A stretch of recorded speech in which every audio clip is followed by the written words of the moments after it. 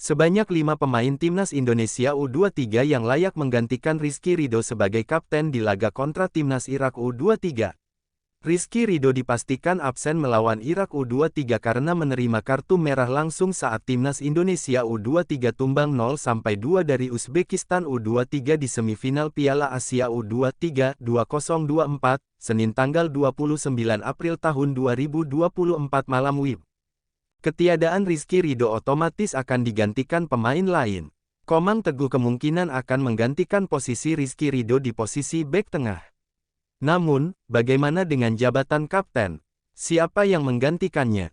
Secara pengalaman, Hernando Ari cukup oke untuk ditunjuk sebagai kapten.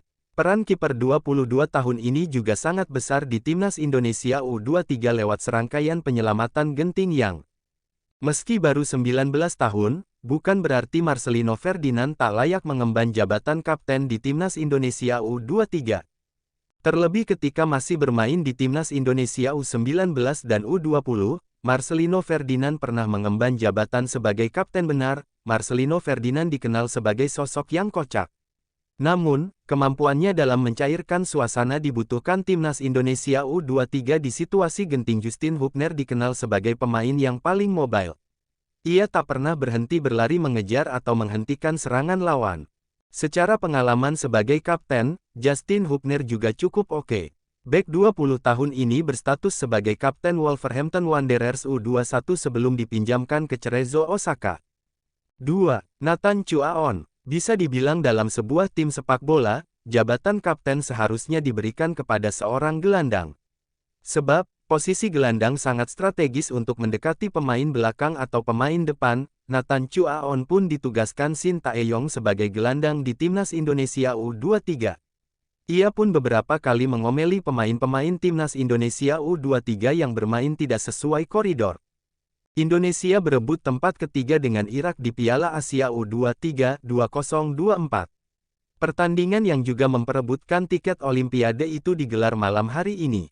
Irak vs Indonesia dijadwalkan Kamis tanggal 2 Mei tahun 2024 pukul 22.30 waktu Indonesia Barat.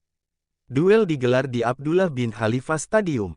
Timnas Indonesia U23 harus puas bertarung di laga ini setelah kalah dari Uzbekistan pada babak semifinal. Garuda Muda menyerah 0-2 dari Serigala Putih. Sementara itu, Irak gagal ke final setelah ditumbangkan Jepang. Samurai Biru melibas singa-singa Mesopotamia 2-0. Timnas Indonesia U23 tidak akan diperkuat kapten tim, Rizky Ridho, saat menghadapi Irak.